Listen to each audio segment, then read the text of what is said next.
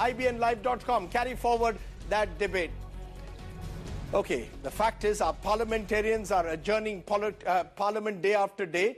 Even while that happens, 123 cotton farmers have now committed suicide in Maharashtra's Vidarbha region in 2011 alone. Ahead of local body polls in India's suicide belt, several opposition parties in the region are stepping up their protests. They are demanding a higher minimum support price for cotton farmers. But the situation remains grim. Yogita Limai reports from ground zero on an issue that our parliamentarians should be confronting.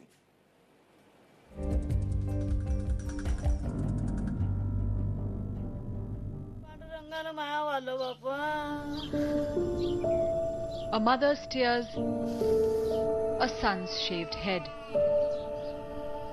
Telltale signs that death has struck this household in Vidarbha's Wardha district. Kamlabai Bhoyar's 28-year-old son Umesh committed suicide on 17th November.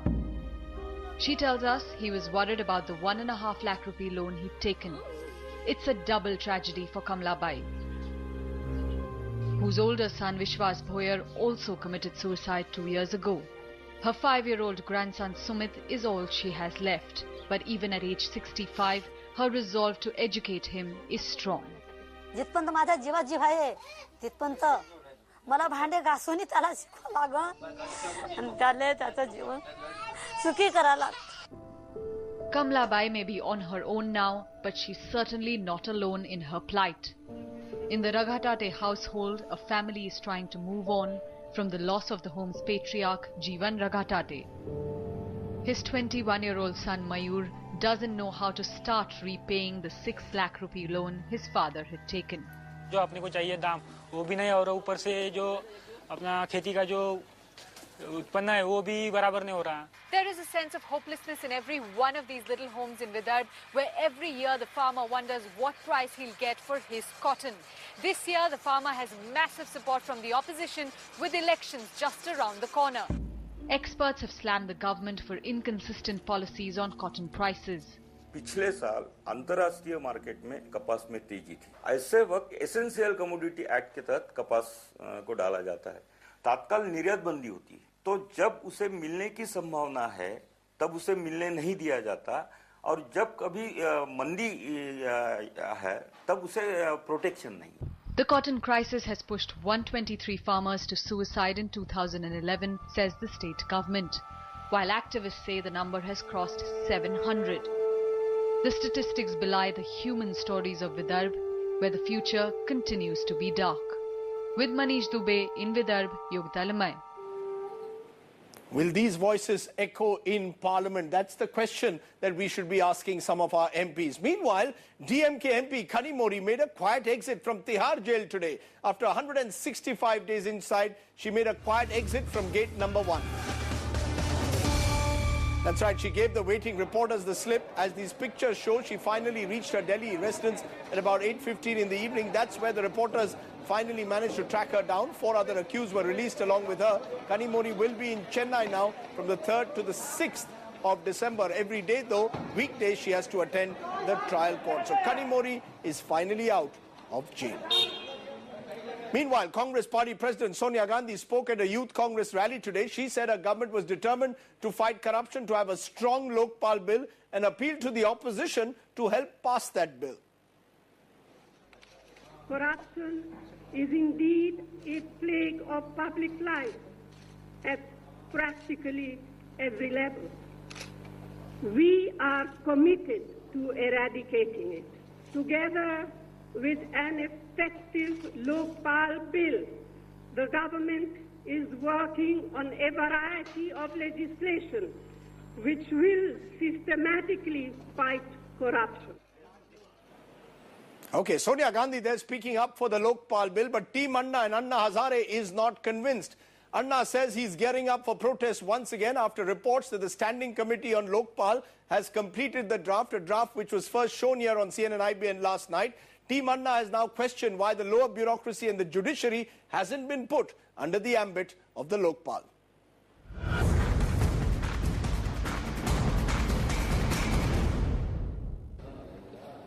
आज का standing committee का report आ गया है. उसमें सब देश की जनता के साथ फिर से धोखाधड़ी हो गई। अभी फिर से हमें आंदोलन करना पड़ेगा, ऐसा हमें लग रहा है।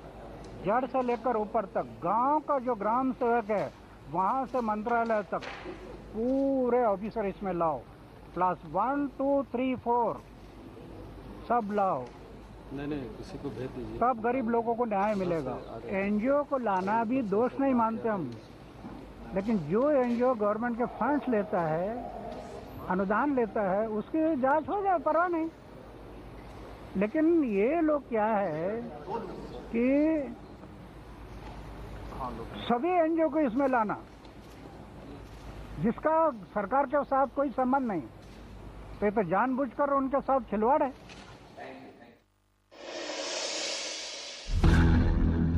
They are the champions of a strong Lokpal.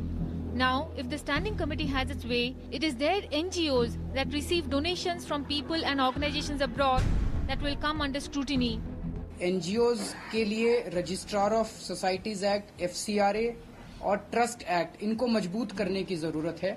One entire chapter, that is chapter 14 of the standing committee's report, is completely devoted to whether the corporate sector, the media and private NGOs also be brought under the ambit of the Lokpal. And for now, the standing committee has recommended that only those entities, whether they call themselves corporate or media or NGOs that receive funds from the government or donations from the public or donations from foreign countries, be brought under its ambit. It has already sparked a debate. Opinion is divided on whether NGOs should be included at all. We find it very strange that on the one hand the government has, or the ruling party has decided to include several lakh NGOs within the ambit of the Lokpal, and on the other hand they have decided to exclude the entire lower bureaucracy. I've always been a very strong supporter of bringing NGOs under both the RTI and the Lokpal. But it is not just NGOs. There were suggestions that the corporate sector and lobbyists should also be brought under the Lokpal's ambit. The inclusion of the media was also strongly debated. There has to be some regulation of the media. Whether it's going to be under the Lokpal or whether it's going to be under a separate autonomous and stronger press council, that can be debated. The standing committee believes that corruption involving those who aren't babus or netas is equally rampant, and therefore excluding them is not justifiable. In New Delhi, Rupashri Nanda. Okay, let's turn to our talking point tonight. Should NGOs be brought under the Lokpal's ambit? That's the first big talking point that we have tonight. Joining us now is Shazia Ilmi with me. She is a member, of course, of India Against Corruption. Joining me also Nandita Rao, lawyer who's been critical of Team Anna in the past. Harsh Mandar, member of the National Advisory Council of the Government and of the National Commission on the Right to Information. And Srivatsa Krishna, former bureaucrat, IAS officer, who's now a PhD research scholar at IIM Bangalore. Appreciate all of you joining us. Shazia Ilmi, Team Anna has in the past expressed its reservations over NGOs being covered by the Lokpal. The draft Lokpal bill that I have with me makes it clear that NGOs receiving donations from foreign sources in terms and context of the FCRA, the Foreign Contribution Regulation Act, in excess of 10 lakhs per year should be covered, whether or not they are controlled by the government. Do you believe that the government is targeting NGOs? Are you okay with the idea that NGOs will also come under the Lokpal's purview? Well, what we are saying is include everybody, but the logic that was being given so far to exclude lower bureaucracy was that the Lokpal institution would become too unwieldy. If they have found a way, and I'm glad they have, they can't make excuses on this one then. You're saying that why are you including 4.5 lakh NGOs, if they have some kind of a plan in place and a system in place which will kind of check the graft of these 4.5 lakh NGOs, or so to speak, then what is the problem with getting a lower bureaucracy included? So we're talking about Group C and Group D officers. You're talking about Group C and Group D. Since we have two bureaucrats, Harsh Mandar was a bureaucrat at one time, Srivatsa Krishna was also a bureaucrat. Mr. Mandar, do you believe that there is that if NGOs, 4.5 lakh NGOs have to be included under the Lokpal's ambit, then why not thousands of lower bureaucracy as well? I think that NGOs need to be accountable to a body like the Lokpal, and I think that NGOs who receive money don't even receive money from government. Any money from the public is public money, and NGOs demand accountability from government. They demand transparency, so they must apply that to themselves. The question of the lower bureaucracy is just the sheer numbers and the centralization of that process. I mean, I think again we're not in disagreement that they should be brought under some kind of scrutiny. But whether that should be the same centralized body, sitting in Delhi, which will control every lower bureaucrat across the country, I think that's really unwieldy and difficult to organize. If the word is unwieldy, then Srivatsa Krishna, as a government servant, do you believe that if the bureaucracy is to be covered by the Lokpal, then so should NGOs? Is this almost as if this is the bureaucrat-politician revenge? That they feel that if we are going to be brought under a Lokpal, then so must NGOs, so must maybe tomorrow the media, so must the judiciary. No, hardly a revenge, Rajdeep. I have been for long on your show and several other shows been saying that it is practically infeasible. You're not going to find aliens from Mars who is going to come and police the guy who takes 50 rupees traffic bribe or 100 rupee bribe somewhere. It's impossible. And by setting up expectations so high, the original purpose of it is going to fail. Therefore, and for that reason alone, you should only keep the top bureaucracy under the ambit of the Lokpal, and the top will keep the bottom clean. Having said that, we are talking about India against corruption. That's Team Anna's organization. And when you're talking about India against corruption, there are so many NGOs which spring up overnight, especially at the time of election. You look at the balance of payment figures. So many of them, just before election, start receiving huge amounts of money from unknown sources under the column others. Shouldn't we look into these? Any NGO which seeks tax exemption or which has a touch point interface with the government must most certainly be made accountable under the Lokpal bill. This is not the same argument as bringing in a peon or a traffic inspector, which is impossible to police. Okay, point taken. Nandita Rao, as someone who's been a critic both of Team Anna and of Baba Ramdev, do you then feel that organizations like India Against Corruption or a Bharat Swabhiman Manch or any NGO for that matter must be covered under the Lokpal's ambit? Are we reaching the stage where even independent NGOs, respected NGOs are going to have to go to some Lokpal on a monthly basis, submit their accounts? Is that what should be done? I think it's a very welcome step, and any honest and self-respecting social organization would actually do it willingly and voluntarily, because they should have nothing to hide. And in the name of NGOs, because we have a very archaic 1870 law, you have temples which are receiving crores of rupees from the public, which is being siphoned off, stored away, hidden. There are organizations which are getting money from, NRIs, foreign countries, which are being used for a lot of illegal activities. Then there are so-called NGOs which are getting money from abroad to deliver a public service. So the government is not providing those services, saying that there are stakeholders who are NGOs, and the public is not getting that service. So when you're doing a government's job, whoever may be paying you for it, you have to be accountable to the people. You have to be accountable to the people. Shazia Elmi, let me give you a concrete example. There was a controversy recently over the Ford Foundation giving allegedly $397,000 to Kabir, a group headed by Manish Sisodia, a close associate of Arvind Kejriwal, part of India Against Corruption. Under the Lokpal draft, Kabir and his finances would now come under the Lokpal ambit. Sure, please, Kiran Bedi, but not including lower bureaucracy is a sure deal breaker. It will be the biggest travesty. We galvanized support, scores and scores of people got collected at Ramlila Maidan, assembled there for something, and in every part of this country, not because they like Anna's face or our faces, because they want a serious redressal of a problem. There's corruption. Are you saying that the focus should be on public corruption or public servant corruption? That was the original motive of the Lokpal. Now you are moving into other areas. It was Prevention of Corruption Act to start with. Yes. That's what the ambit of Lokpal was. So the focus should be originally on public servants rather than now bringing Please include NGOs, please include media, but by all means address Aam Aadmi's corruption.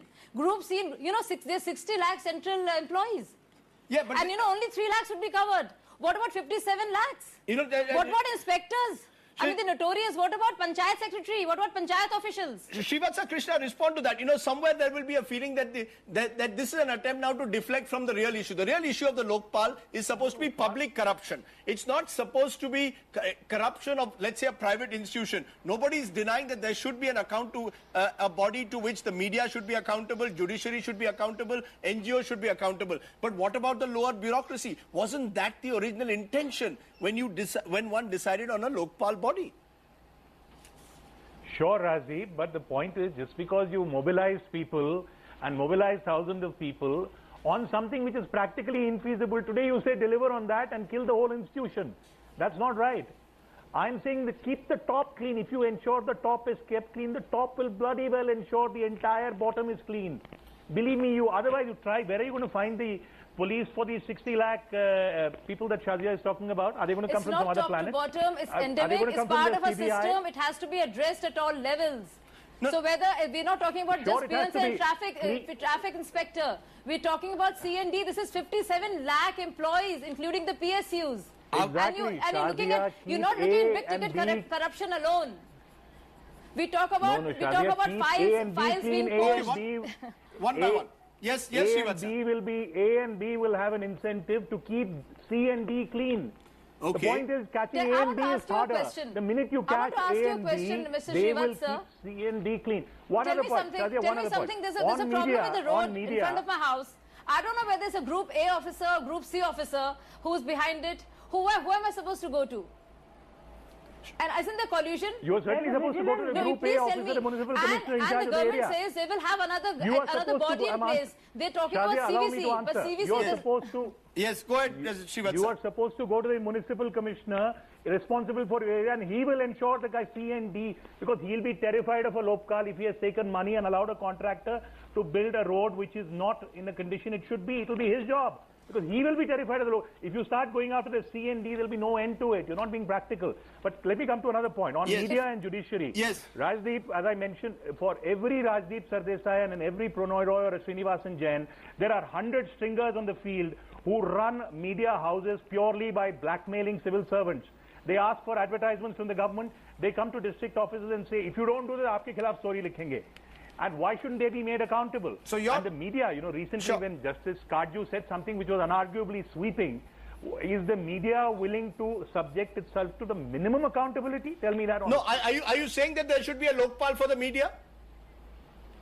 Or the Lokpal should now look Lokpal should look at lower bureaucracy, media, public servants, NGOs, everyone should be covered by the Lokpal. That won't be unwieldy, but this will be unwieldy. That's great logic.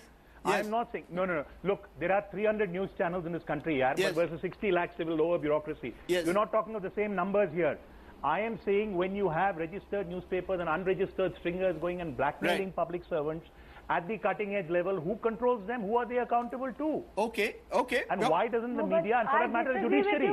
The judiciary, it's very well known. There's a fundamental difference between media and judiciary. It's not the numbers. The principle of democracy is that these institutions must be independent from each other, so there's a check and balance. The criticism of a one labyrinth Lokpal was that suppose this Lokpal, which is sitting on the head of all these checks and balances, become corrupt, which is the allegation.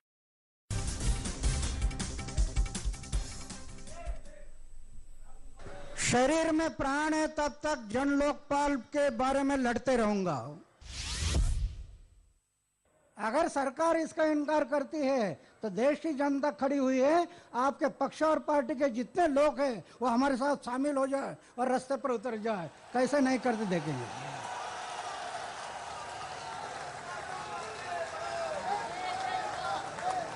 कोई भी jail खाली नहीं होना, देश का कोई भी jail खाली नहीं होना। ऐसे आंदोलन हम करेंगे सब मिलकर, तो सरकार को ये करना ही पड़ेगा। आज ये पंतप्रधान की ऐसी स्थिति है, चुप बैठो ना तो कान काटेगा, ऐसी स्थिति है। अरे मुख्य पंतप्रधान है मनमोहन सिंह, लेकिन बाकी 3-4 लोग खुद को ही पंतप्रधान समझ रहे हैं, खुद को ही। जब प्राइम मिनिस्टर ने मुझे लेटर दिया, स्टैंडिंग कमेटी बदल रही है, प्राइम मिनिस्टर बदल रहा, तो इनको बदलने वाला कौन है? सीनियर कौन है? वही राहुल गांधी है ना। आपके प्रति त्याग कितना है? एक दिन झोपड़ी में बैठकर नहीं होगा, कई दिनों तक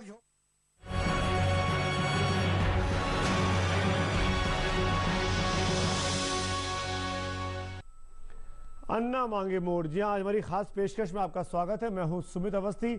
आज तक पे रात 9 बजे में अगले 1 घंटे में अन्ना ने जो तमाम बातें रखी हैं उस पर आपने दिन भर खुली बहस देखी, जंतर मंतर से सीधा कवरेज देखा। शाजिया इल्मी है टीम अन्ना की महत्वपूर्ण सदस्य, मेरे साथ यहाँ स्टूडियो में मौजूद हैं। इनसे भी हम चर्चा करेंगे और भी तमाम मेहमान बारी बारी से लगातार चर्चा में जुड़ेंगे। और खास बात यह कि कांग्रेस के लोग भी इस चर्चा में आने को तैयार हैं। उनसे पूछेंगे कि जंतर मंतर पर तो नहीं आए, लेकिन अब वो 6 जो विवादित मुद्दे हैं उन पर क्या राय है देश की जनता जानना चाहती है कांग्रेस से। कांग्रेस ने क्योंकि आज जंतर मंतर के स्टेज का बहिष्कार किया, अब ये प्लेटफॉर्म हमने दिया है ताकि वो समझा सके उनकी क्या नीति है। हम आपको सबसे पहले दिखाते कि आज जंतर मंतर पर सुबह 10 बजे से लेके और शाम को 5 बजे तक जो पूरी गहमा-गहमी रही, तमाम राजनीतिक पार्टियां एक खुली सड़क पर उतरी।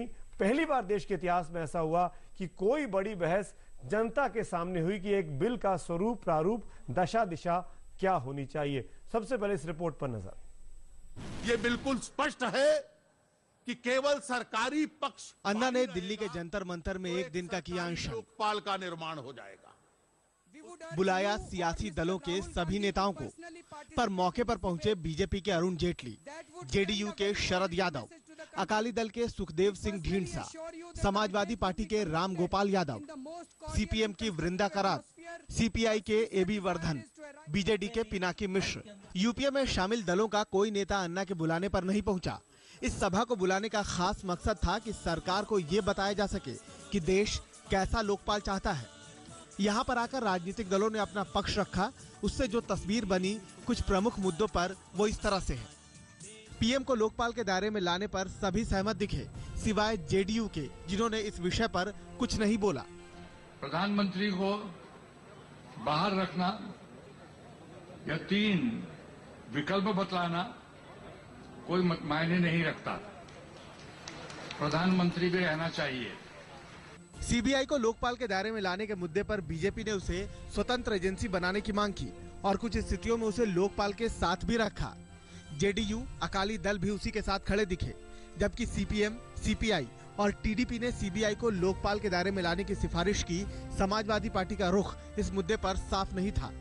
सीबीआई डायरेक्टर की नियुक्ति, सीबीआई के बड़े अफसरों की नियुक्ति, उसके डायरेक्टर प्रोसिक्यूशन की नियुक्ति एक ऐसी व्यवस्था करे जिस व्यवस्था में केवल सरकार होगी, जो आज की परिस्थिति है, ऐसा ना हो। निचली नौकरशाही को लोकपाल के दायरे में लाने के लिए सभी राजनीतिक दल तैयार दिखे।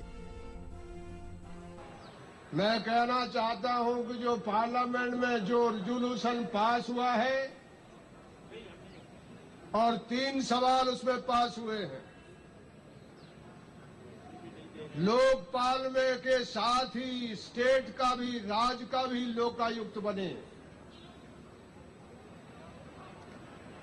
सारे कर्मचारी उसमें आए। सिटीजन चार्टर के मुद्दे पर मंच पर बैठे नेता अन्ना के रुख से सहमत दिखे, पर सीपीएम ने कुछ शर्तें रखी हैं।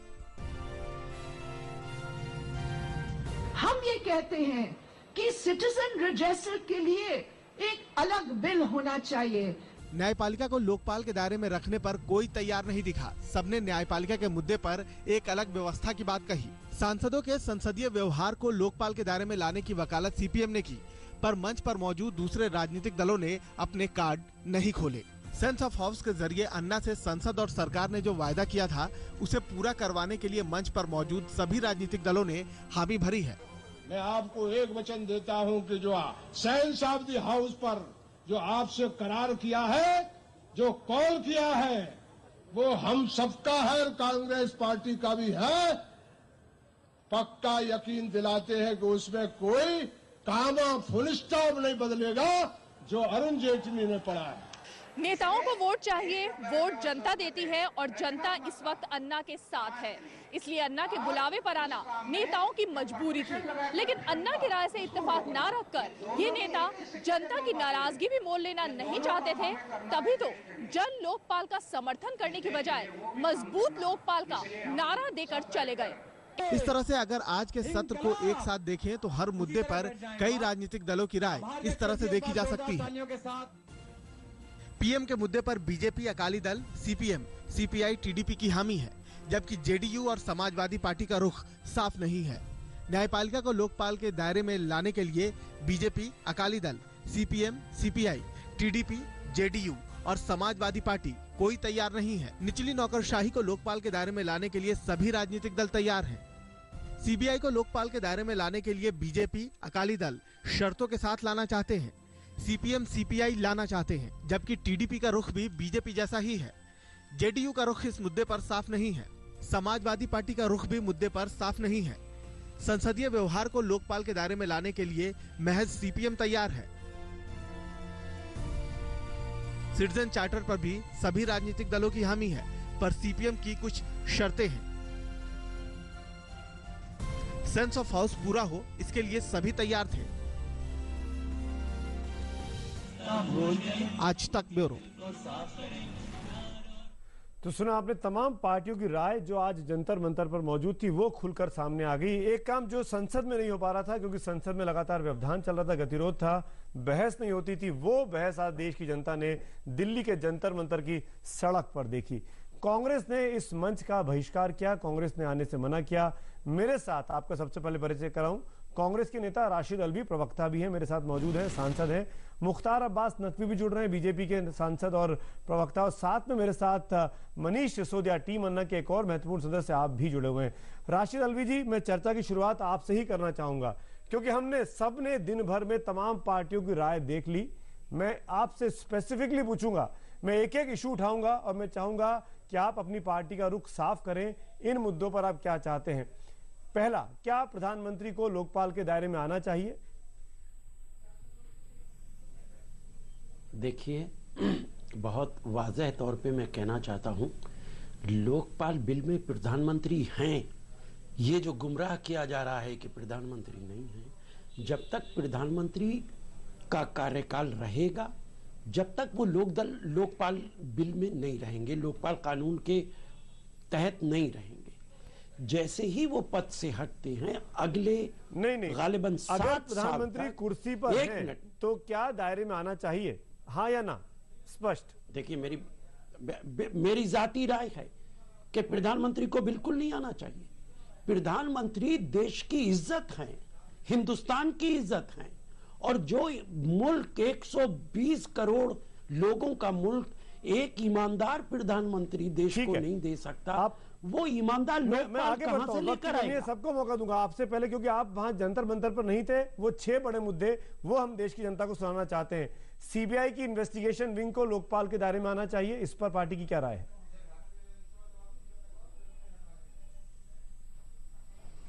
राशिद जी, मैं आपसे पूछ रहा हूं, सीबीआई को लोकपाल के दायरे में होना चाहिए? हाँ, ठीक है, मैं समझ गया। देखिए, एक तो मैं आपसे कहूंगा कि मुझे पूरी बात कहने दीजिए। पहली बात में भी मेरी मुकम्मल बात नहीं हुई थी। मैं दोनों बातें एक साथ आपको जवाब दे देता हूं। 6 साल के बाद प्रधानमंत्री पद के अगर कार्यकाल में कुछ गड़बड़ हुई है तो लोकपाल को यह इख्तियार होगा। हमारा कहना सिर्फ इतना है कि प्रधानमंत्री जब तक प्रधानमंत्री रहें, उनकी इज्जत और एहतराम के अंदर कमी नहीं आनी चाहिए। विदेश और देश के अंदर उनकी इज्जत होनी चाहिए। बाद में 6-7 साल तक लोकपाल इन्वेस्टिगेट कर सकता है। सीबीआई का सवाल है, जो मामलात लोकपाल देखेगा, सीबीआई उन मामलात के अंदर लोकपाल के तहत इन्वेस्टिगेशन करे, इसमें कहीं कोई हर्ज नहीं है, यही हम चाहते हैं। लेकिन हर मामले का इन्वेस्टिगेशन सीबीआई लोकपाल के तहत करे, ऐसा संभव नहीं। फिर तो सरकार नहीं रही। चलिए, ग्रुप सी को हर चीज बदल जाएगी। ग्रुप सी के कर्मचारियों को लोकपाल के दायरे में आना चाहिए। ग्रुप सी और डी इतनी बड़ी तादाद के अंदर हैं कि अगर वो सब लोकपाल के तहत आएंगे तो लोकपाल को काम करने के लिए मुश्किल होगी। एक आर्गुमेंट मैंने सुना है कि 4.5 लाख एनजीओ को लोकपाल देख सकता है, तो इनको क्यों नहीं देख सकता? अरे भाई, लोकपाल को एनजीओ देखने दो। सी और डी ग्रुप सीवीसी के तहत कर देंगे, वो देखेगा। क्या एनजीओ के अंदर कम बेईमानी हो रही है? एनजीओ का क्यों नहीं होना चाहिए? एनजीओ लोकपाल के अंदर आ जाएं, सीडी ग्रुप सीवीसी के अंदर आ जाए, इसमें क्या एतराज है? ठीक, यानी जो बातें स्टैंडिंग कमेटी ने अपनी रिपोर्ट में कही हैं, मोटे तौर पर आपकी पार्टी की राय अभी भी वही है। मैं ठीक बोल रहा हूं?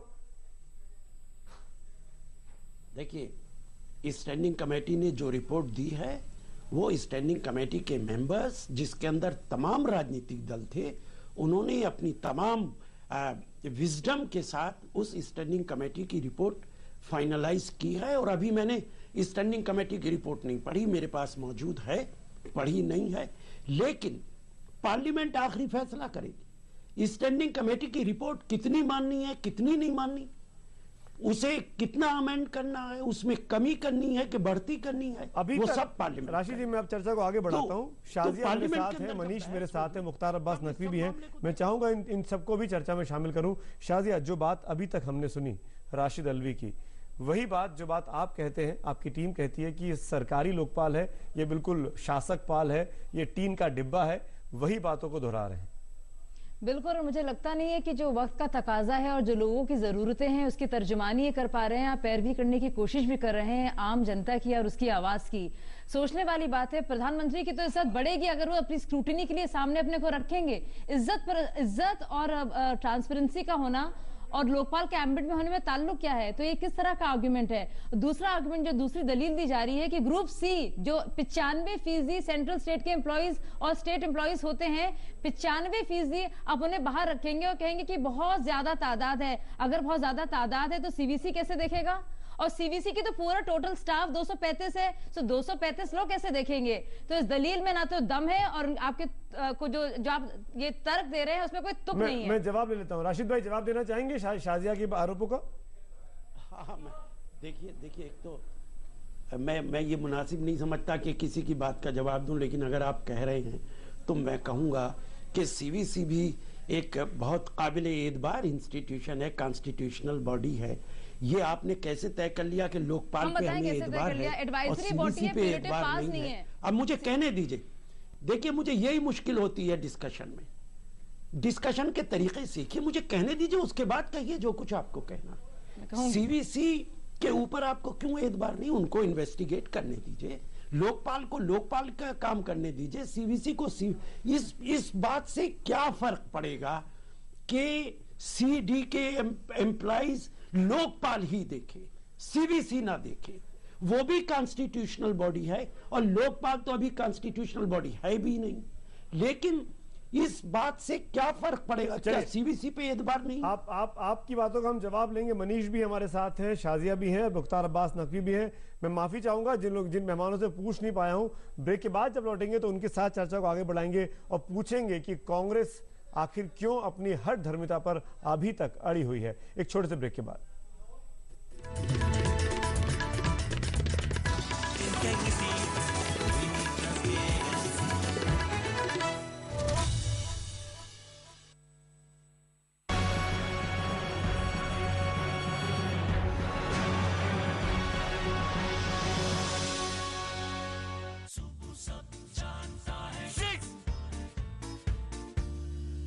मुझे बनाने का शौक था बचपन से, और बड़े भैया को गिराने का।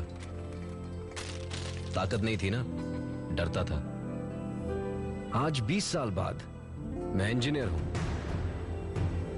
अब मेरी कोई भी बनाई हुई चीज किसी से नहीं डरती, क्योंकि आज मेरे पास ताकत है। UltraTech cement, the engineers choice, क्योंकि इस सीमेंट में जान है। भैया अब गिरा के दिखाओ। हमारा संकल्प कि हम बनाएं कुछ बेहतर और बेहतर। घड़ी डिटर्जेंट पाउडर और अधिक शक्तिशाली। पहले इस्तेमाल करें फिर विश्वास करें। Infrastructure grows when we grow. Amba Shakti 500D.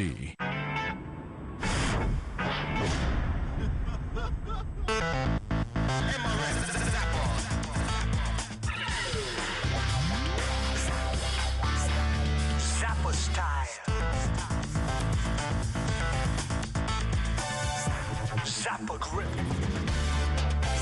Rival man. Zappa speed. MRF 90 Crib Zappa. Zap and all. कौन था आपका first test wicket? Alan Lamb, 223, Inzamam, 171, Jayasuriya. सब कुछ याद है आपको?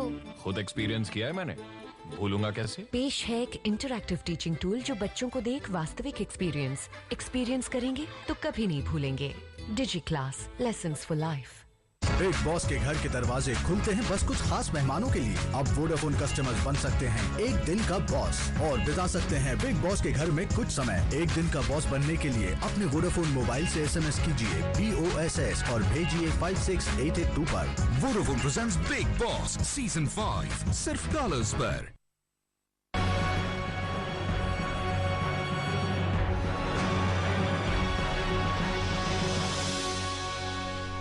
तो अन्ना ने अपनी मांग शुरू कर दी। अन्ना की बातें बिल्कुल साफ है, अन्ना के साथ कौन है ये भी बिल्कुल साफ हो चुका है। हम बात करेंगे मेहमानों से, मुख्तार अब्बास नकवी से, राशिद अलवी से, मनीष सिसोदिया से, शाजिया अलवी से। नकवी साहब, पहला सवाल आपसे इस सेगमेंट में, जो आपने बातें सुनी होंगी राशिद अलवी साहब की, कांग्रेस अभी भी उसी पुरानी बात को दोहरा रही है जिस बात को लेकर अन्ना को आज सांकेतिक अनशन करना पड़ा कि ये जो बिल है ये बिल्कुल सरकारी है और इस बिल से कतई भी भ्रष्टाचार खत्म नहीं होने वाला। आपको क्या लगता है, कांग्रेस मानेगी?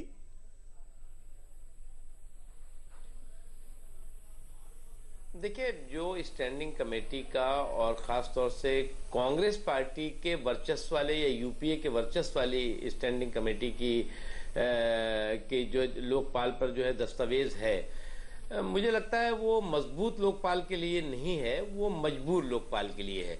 और एक मजबूर लोकपाल कतई जो है वो ना तो भ्रष्टाचार से लड़ सकता है ना भ्रष्टाचार का खात्मा कर सकता है। इस देश में 29 कानून ऐसे हैं जो भ्रष्टाचार और भ्रष्टाचारियों से लड़ने के लिए बने हुए हैं, वो निष्प्रभावी हो गए। वो कानून जो है वो भ्रष्टाचार और भ्रष्टाचार को खत्म करने में पूरी तरह से नाकाम रहे। इसलिए आज ये देश में आवाज उठ रही है कि भ्रष्टाचार के खिलाफ लड़ाई लड़ने के लिए एक संवैधानिक संस्था होनी चाहिए, एक मजबूत संस्था होनी चाहिए। आज अन्ना जी ने जो अनशन किया या जो पूरे देश में अविश्वास का माहौल है, वो अविश्वास का माहौल इसलिए है कि सरकार का एक तो इकबाल खत्म हो चुका है और एक तो विश्वास खत्म हो चुका है। और ये इकबाल और विश्वास निश्चित तौर से लोगों में कई तरह के सवाल खड़े कर रहा है। नकवी जी, हाँ बिल्कुल। और जो हमने जनता की भीड़ देखी, हमने आज जो हुजूम उमड़ा जंतर मंतर पर, वो तस्वीरें पूरे देश की जनता ने देखी, उस पर भी हम आपसे बात करेंगे कि आखिर क्यों सरकार को ये भीड़, ये गुस्सा, ये माहौल समझ में नहीं आ रहा है। उस पर भी बात होगी, लेकिन इस छोटे से ब्रेक के बाद।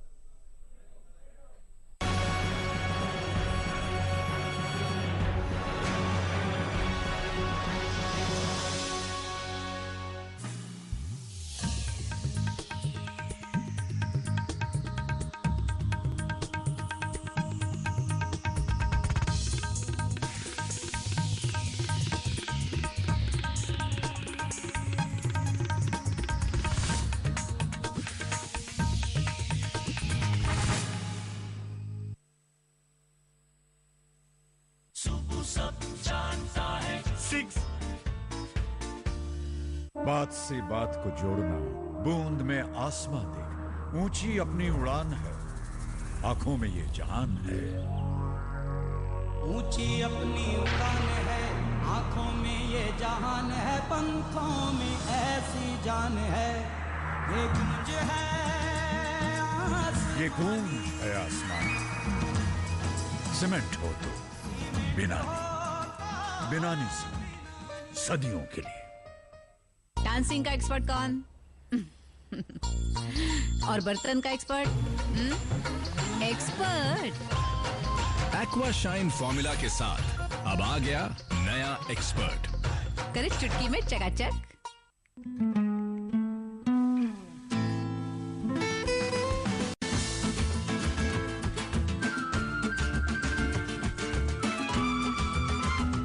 सनसुई के नए ब्रश सीरीज LCDs, शानदार पिक्चर, दमदार साउंड और स्टाइलिश ब्रश फिनिश फ्रेम। हाँ, आइए बैठे। ओहो, डॉक्टर साहब, मैं अपना मोबाइल घर भुलाया, कल आता हूँ। ओहो, डॉक्टर साहब, वो मुन्नी के गुड्डे की शादी है, लड्डू पहुँचा के आता हूँ। सुनिए आप। चुप रहिए आप। आइए बैठिए। डॉक्टर साहब, आज अमावस्या और मैंने अंडा भी खा लिया, कल पक्का आता हूँ। बहाना बनाना छोड़िए, शरीर में इतनी तकलीफ है और। अरे दोस्त, बताओगे नहीं तो ठीक कैसे होगा? यौन संक्रमण ही तो है, डरिए मत, पूरा इलाज करेंगे और बात रहेगी सिर्फ आपके और हमारे बीच। बिल्कुल, डर को भगाइए, निकटतम सरकारी अस्पताल में यौन संक्रमण का इलाज करवाइए। डॉक्टर साहब, ऑल इज वेल। उर्मिला, हो जाए। Thank you. पताका चाय, गजब का स्वाद।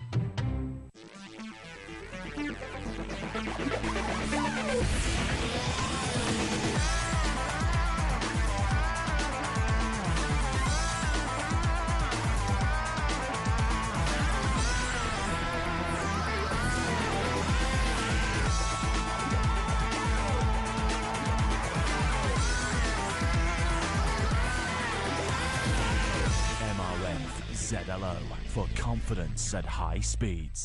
Every once in a while you look at the world and know it's time to create something new.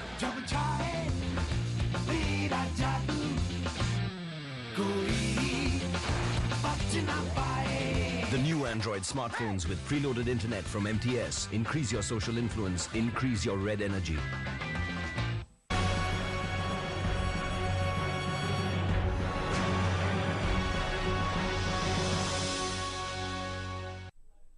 अन्ना का ऐलान जंग एक बार फिर हुआ। जंतर मंतर से आज हजारों की संख्या में लोग आए। युवा, बूढ़े, बच्चे, जवान, गरीब, अमीर, हर तरह तबके का आदमी आज जंतर मंतर पर दिखा। मनीष सिसोदिया, टीम अन्ना के महत्वपूर्ण सदस्य भी वहां पर मौजूद थे। मनीष, कांग्रेस आपके मंच पर नहीं आई, लेकिन कांग्रेस के नेता राशिद अलवी हमारे साथ थे। आपने उनके तमाम बातें सुनी। आपको लगता है कि इस पूरे समर्थन के बावजूद भी कांग्रेस की कान पर जू रेंगेगी? देखिए, एक तो आज के ना आने पे इन्होंने कहा, कई जगह कहा गया कि भाई ये जब संसद में बात चल रही है तो बाहर क्यों की जाए, आपके स्टूडियो में क्यों की जाए, फिर चुनावी सभाओं में वो बात क्यों की जाए। अगर स्टूडियो में लोकपाल पे बात हो सकती है जिसपे संसद में चर्चा हो रही है, अगर चुनावी सभाओं में लोकपाल पे बात हो सकती है, बताया जा सकता है कि लोकपाल आ रहा है, कैसा आ रहा है, कैसी हमारी मर्जी है, तो फिर जनसभा में क्यों नहीं, एक सामान्य जनसभा में क्यों नहीं जो पार्टी के वर्कर की नहीं है, एक सवाल। दूसरा, सुमित, हमारे यहाँ पर एक कहावत है कि एक डंडे से आप सबको नहीं हाँक सकते, लेकिन अगर उस डंडे को टुकड़े टुकड़े कर दोगे तो किसी को भी नहीं हाँक सकते। तो अभी लोकपाल की जो हालत है वो टुकड़े टुकड़े डंडे की हो गई है कि अब आप किसको करोगे।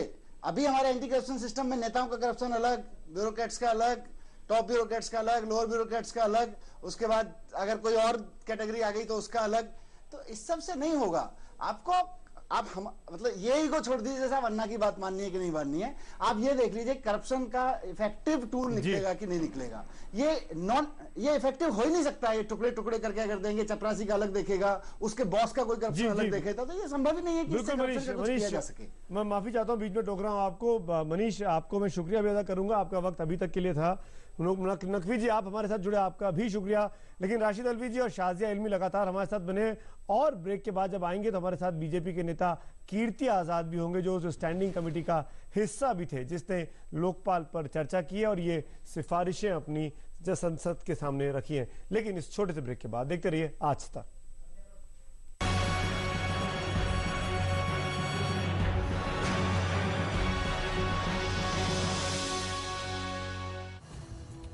ताजा खबर के प्रायोजक हैं बर्जर वेदरकोट ऑल गार्ड।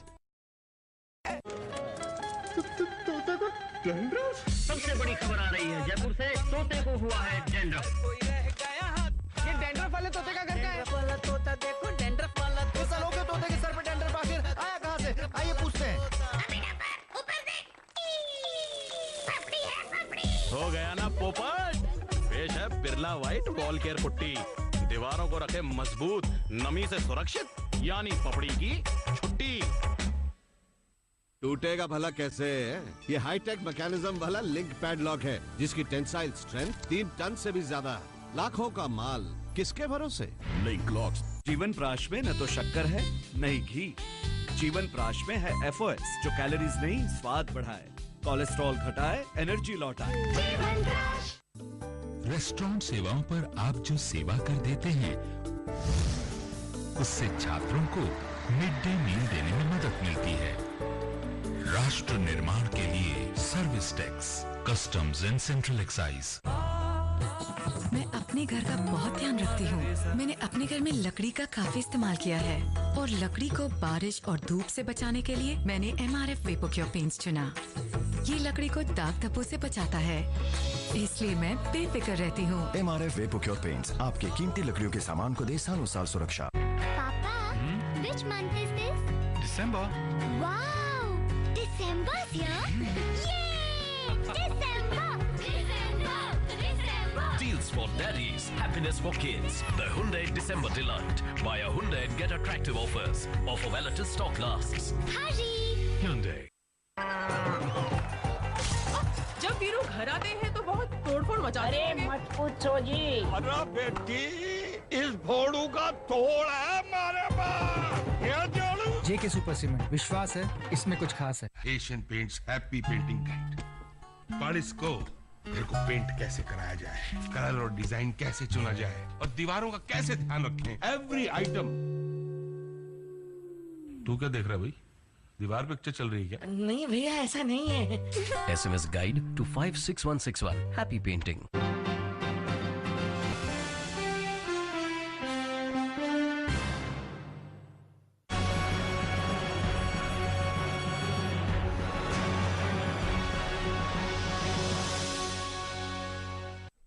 एक बार फिर आपका आज तक में स्वागत है। अन्ना हजारे ने जंतर मंतर से एक बार फिर अपना आने वाले दिनों का क्या रुख होने वाला वो बिल्कुल साफ कर दिया। कांग्रेस की कान पर जू रेंगेगी या नहीं, इस पर सबकी नजर है। कीर्ति आजाद बीजेपी के नेता, स्टैंडिंग कमेटी के सदस्य हमारे साथ मौजूद हैं, उनसे भी हम चर्चा करेंगे। शाजिया इल्मी और राशिद अलवी पहले से ही हमारे साथ है, लेकिन उसके पहले जब आज अन्ना धरना दे रहे थे तो सरकार के अंदर भी काफी हलचल चल रही थी। बहुत सारी पार्टियां एक साथ अन्ना के साथ मौजूद थी और उन पार्टियों की अगर लोकसभा की स्ट्रेंथ जोड़ ली जाए, जो पार्टियां वहां मौजूद थी, तो यूपीए के लिए घबराहट की बात भी हो सकती है। और शायद ये बहुत बड़ी वजह रही कि आज दिन भर में कांग्रेस और कांग्रेस के तमाम दिग्गजों ने ऐसे संकेत देने शुरू कर दिए कि वो कुछ बातों पर शायद झुकने को तैयार हो। क्या कुछ वो बातें, आइए सुनते हैं। दिल्ली के जंतर मंतर पर सुबह भीड़ हल्की थी और मूड संडे वाला। अन्ना राजघाट के लिए जैसे ही सड़क पर उतरे तो दिल्ली की सड़कों पर हलचल बढ़ने लगी और जंतर मंतर में तादाद भी। उसी वक्त सत्ता के गलियारों में आंदोलन को लेकर रुख का हाल भी सुन लीजिए।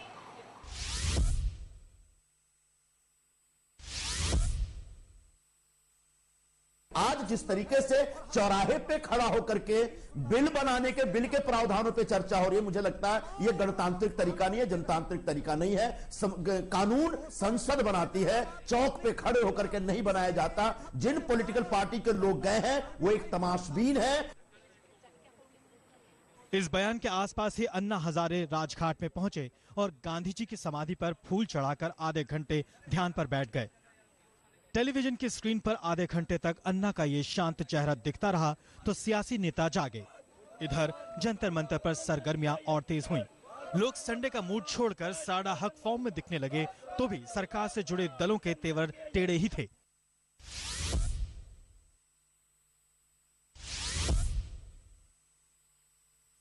कानून जंतर मंतर पर नहीं बनाया जा सकता, कानून पार्लियामेंट के अंदर बनेगा। मुझे ये कहने में कोई झिझक नहीं है कि अन्ना जी पार्लियामेंट की बेइज्जती कर रहे हैं। भारत माता की।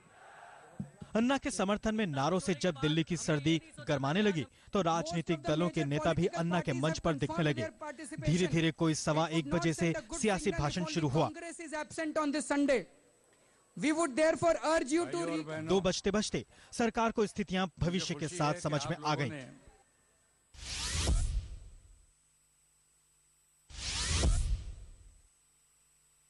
संसदीय समिति एक सिफारिश करती है, उस सिफारिश को संबंधित संसद में आती, संसद उसे मंत्रालय को भेजती, मंत्रालय उसके आधार पर कोई कानून बनाता, उसको केंद्रीय मंत्रिमंडल उसको फाइनल करता है, फिर संसद में कानून बनने के लिए आता।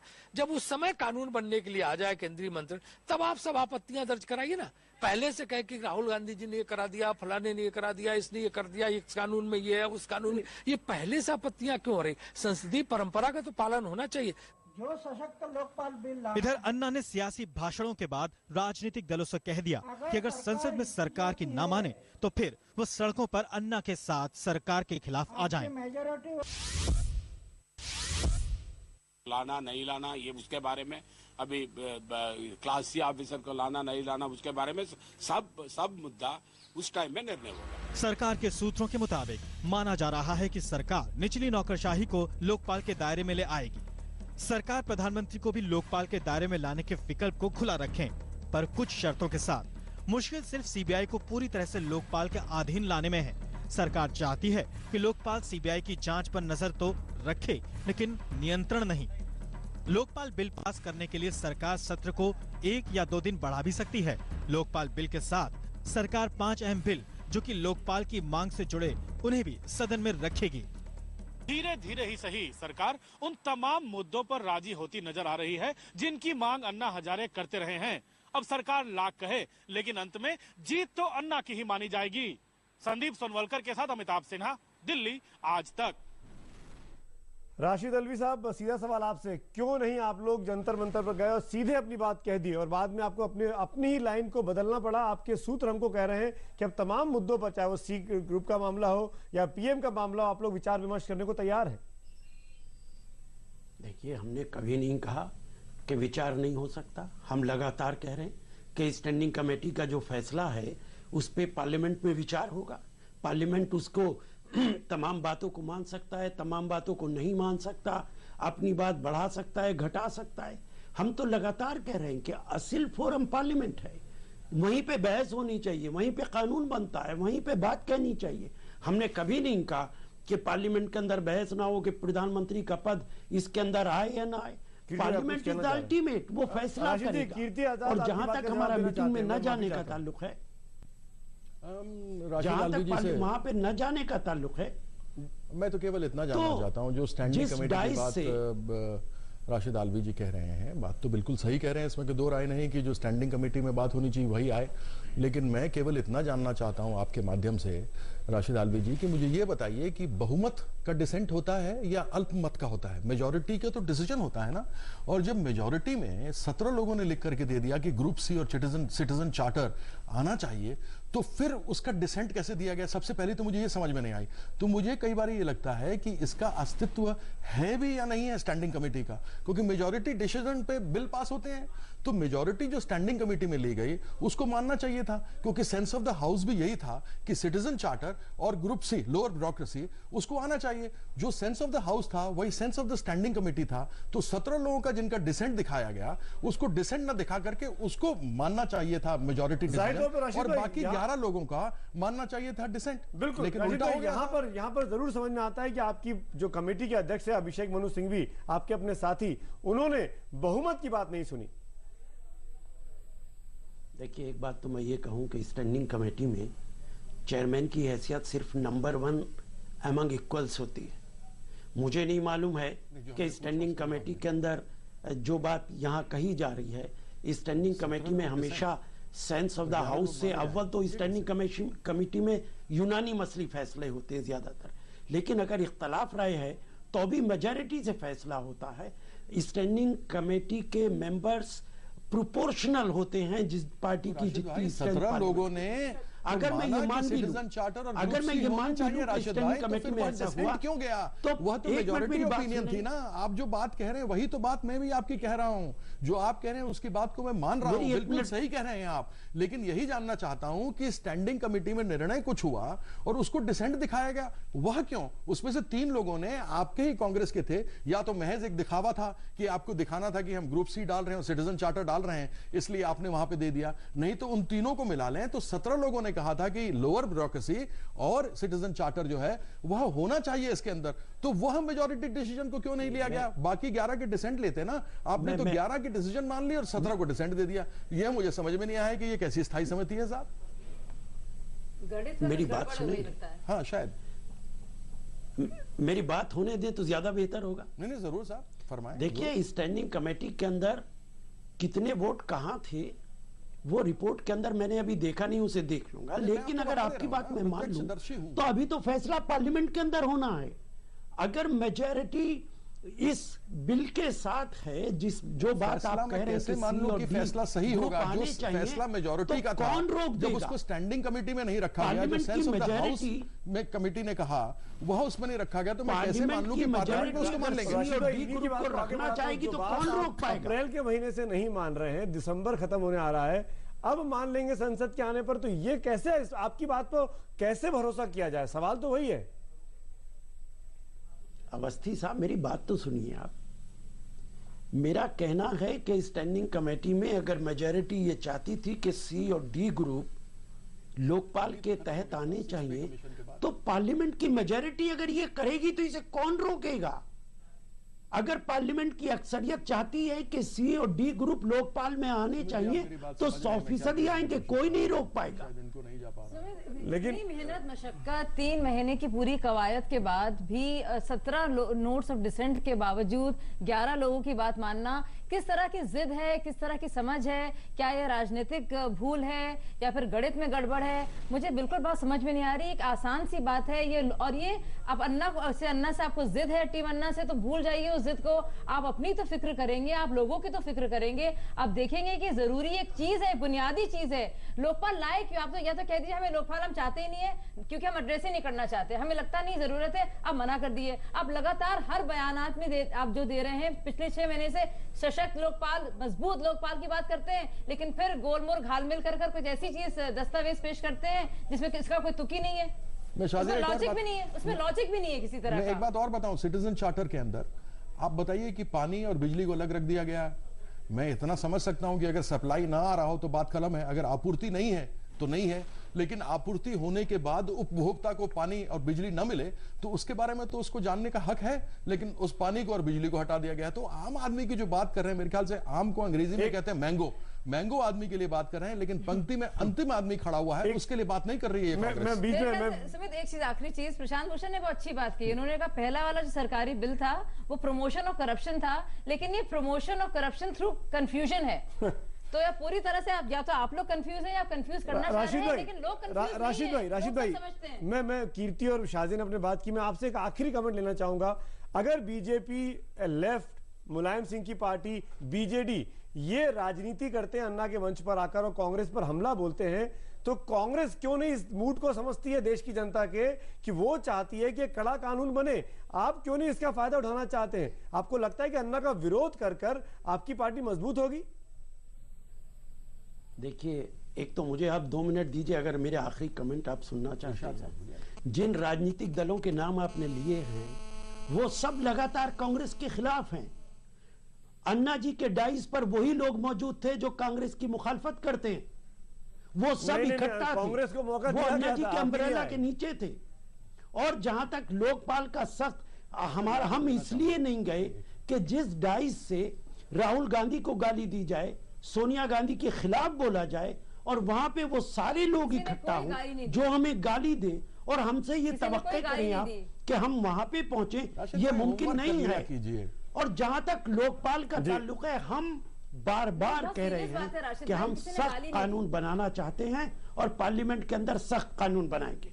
पार्लियामेंट के अंदर सख्त कानून बनेंगे। कांग्रेस अभी भी यही भरोसा दे रही है। माफी चाहता हूं, वक्त की कमी है।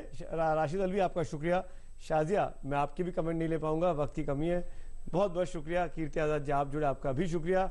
महत्वपूर्ण खबर एक और आ गई है, भारत ने आज का आखिरी वनडे भी जीत लिया है। वक्त है ब्रेक का, ब्रेक के बाद उस खबर पर नजर।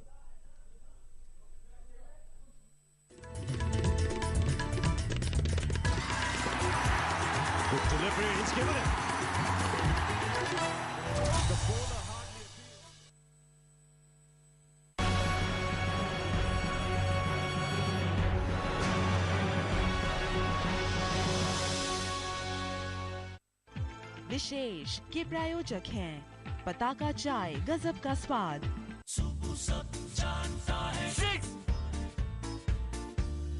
डांसिंग का एक्सपर्ट कौन? और बर्तन का एक्सपर्ट?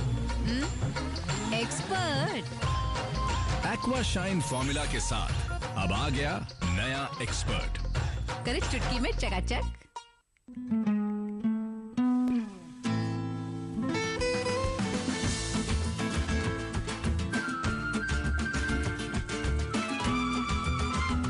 सनसुई के नए ब्रश सीरीज एलसीडीज, शानदार पिक्चर, दमदार साउंड और स्टाइलिश ब्रश फिनिश फ्रेम। ये घर तो है किसी और का, पर यहाँ बसेरा है 3 अनजानों का। यहाँ मस्ताना है हर दिल। ये फूल मैं आपको देने के लिए लाया था। मेरा फूल नहीं है ये आपका फूल नहीं है, ये गुलाब का फूल है। तो गुलाब को दो। देखिए बुलबुले, सोमवार से शुक्रवार रात 8:30 बजे सिर्फ बिग मैजिक पर। लक्स कोट सूट दे, सर्दी में भी गर्मी का एहसास। चाचू मुझे पसीने क्यों आ रहे हैं? लक्स कोट सूट, सर्दी में भी गर्मी का एहसास। ये अंदर की बात है। एज अ क्रिकेटर इम्पोर्टेंट है परफॉर्म करना जब हेलमेट ऑन हो। उतना ही इंपॉर्टेंट है तब परफॉर्म करना जब हेलमेट ऑन ना हो। इसलिए I use Fair and Lovely max fairness, जो दे दूसरे फेयरनेस क्रीम से दुगना रिजल्ट। धूप हो या कैमरा, चेहरे पे कॉन्फिडेंस हमेशा दुगना। बिग बॉस के घर के दरवाजे खुलते हैं बस कुछ खास मेहमानों के लिए। अब वोडाफोन कस्टमर्स बन सकते हैं एक दिन का बॉस और बिता सकते हैं बिग बॉस के घर में कुछ समय। एक दिन का बॉस बनने के लिए अपने वोडाफोन मोबाइल से SMS कीजिए BOSS और भेजिए 56882 पर। Vodafone presents big boss season 5 सिर्फ कलर्स पर।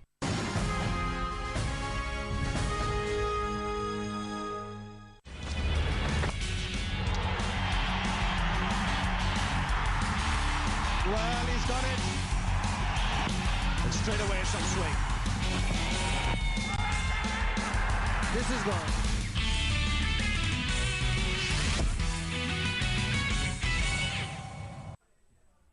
नमस्कार, गुड इवनिंग। मैं हूं विक्रांत गुप्ता। श्वेता मेरे साथ हैं, मदन जी मेरे साथ हैं, कपिल जी मेरे साथ हैं। और भारत ने न सिर्फ सीरीज का आखिरी मैच जीत लिया है, बल्कि इस साल की आखिरी वनडे मैच को भी भारत ने जीत से ही खत्म किया है। हम यही बात कर रहे थे कि कैसे 3-2 से बेहतर होगा कि 4-1 से भारतीय टीम जीते, और वही हुआ है। ऑस्ट्रेलिया जाने से पहले जो आत्मविश्वास है चरम पर। हालांकि कई सारे खिलाड़ी इसमें से नहीं रहेंगे, लेकिन जिस तरह का प्रदर्शन रहा है, जिस तरीके से एक खिलाड़ी ने अपना योगदान दिया है इस पूरी सीरीज में, अगर हम देख लें तो वाकई बहुत जोश, बहुत उत्साह बढ़ाने वाला है और बहुत खुशी का मौका है ये। बिल्कुल। आज के मैच में 2 शतक, एक भारतीय खिलाड़ी मनोज तिवारी की तरफ से और दूसरा किरण पोलार्ड की तरफ से। उनके भी करियर का पहला 100 था और इस 100 ने कहीं ना कहीं भारतीय जो समर्थक थे उनकी दिल की धड़कनें बढ़ाकर रखी थी। अंत में जीत 34 रन से भारत की। कोई दो राय नहीं, कपिल जी की 4-1 बहुत अच्छा स्कोर है। हालांकि पहले 2 मैचों में इंडिया शायद अपने पोटेंशियल पर नहीं खेला, लेकिन जो चीजें भारत इस सीरीज में ट्राई कर रहा था तकरीबन सभी कामयाब है। देखिए, अगर आपके पास युवा जो खिलाड़ी आ रहे हैं, वो आके अगर आपको एक राहत की सांस देते हैं कि हाँ हम बैठे हुए हैं, शायद हमें अभी भी मौका ना मिले, लेकिन रन बनाते हैं, तो आप कह सकते हैं कि हमारे पास ये 4-5 जो खिलाड़ी हैं इनमें बहुत एबिलिटी है और ये आने वाला समय हमारे लिए राहत की सांस होगा अगर ऐसे ही क्रिकेट खेलते रहे। अभी बड़े बड़े खिलाड़ी नहीं खेल रहे, ऑस्ट्रेलिया चले गए या कुछ रेस्ट ले रहे हैं, लेकिन जीत होती है। जीत से बड़ी कोई चीज़ नहीं। जब आता है कि इंडिया 1-4-1 तो वो बहुत बड़ी चीज़ है, चाहे आप अपनी A टीम से खेलो या B टीम से खेलो। बाकी चाहे बॉलर हो, चाहे बैट्समैन हो, स्पिनर हो, पेसर हो, सब में से जिसकी जब जरूरत पड़ी हाथ उठाकर आगे आया, परफॉर्म किया। और इसीलिए आज हम कह रहे हैं कि देखिए, अगर बाकी की टीम जा रही है, जो खिलाड़ी नहीं भी जा रहे हैं, ऐसा नहीं है कि वो खराब प्रदर्शन से यहाँ पर बैठे हैं, बस इसीलिए क्योंकि एक पूरा जत्था है जो अच्छा प्रदर्शन कर रहा है, वो वहां जा रहा है। लेकिन यहाँ वाले भी एक से बढ़कर एक विकल्पों की भरमार। हाँ बिल्कुल। देखिए, पहली दफा ऐसा हुआ है कि भारतीय टीम के पास एक मौका था उनके पास कि नए खिलाड़ी देखने के लिए, और उसके बाद जिनको चांस मिला उन्होंने जो है परफॉर्मेंस भी दी। और उसके साथ साथ ये सफ़र जो रहा है भारतीय टीम का इंग्लैंड और वेस्ट इंडीज़ का, ये काफ़ी अच्छा रहा है। आने वाली सीरीज़ के लिए काफ़ी अच्छा रहा है, क्योंकि देखिए एक जब जैसे कपिल जी ने कहा कि कॉन्फिडेंस मिलता है, आत्मविश्वास मिलता है जब आप सीरीज जीतते हैं, तो मेरा मानना है कि जिसको मौका मिला उन्होंने दोनों हाथों से ग्रैब किया। बिल्कुल। और पोलार्ड की पारी में लग रहा था कि शायद आज उलटफेर ना हो। शानदार कैच रहाणे ने पकड़कर टीम को जीत दिलाई। लेकिन जैसे श्वेता ने कहा और मदन जी ने कहा, यही आपकी ताकत है। कई बार हमें लगता नहीं है, हमें लगता है कि यार तेंदुलकर नहीं है टीम में, धोनी नहीं है टीम में, सहवाग नहीं है, युवराज नहीं है, ये वनडे मैच नहीं है। लेकिन आप एक अंतर्राष्ट्रीय टीम के खिलाफ खेल रहे हैं और आप लगातार जीत रहे हैं। भले ही जैसे ये भी कह रहे हैं आपके पूरे खिलाड़ी नहीं खेल रहे। क्या ये वनडे क्रिकेट में, सब कॉन्टिनेंट में भारत की ताकत है? भारत सुपर पावर बन गया है? बिल्कुल, इसमें कोई दो राय नहीं है। और देखा जाए कि 2020 IPL ने काफ़ी लड़कों को बहुत जोश दिया है। आज मनोज तिवारी ने पहला 100 किया, लेकिन 2020 में भी 100 कर चुके हैं IPL में। तो उनको ये है कि इस तरह के प्रेशर से गुजरते हुए उनको थोड़ा सा बेहतर बना सकते हैं। पठान को देखिए, कम से कम पिछले साल इन्होंने 24 या 26 प्लेयर चुने थे, उसके बीच में नहीं थे। आज वापस आके फिर भी उन्होंने परफॉर्मेंस दी है।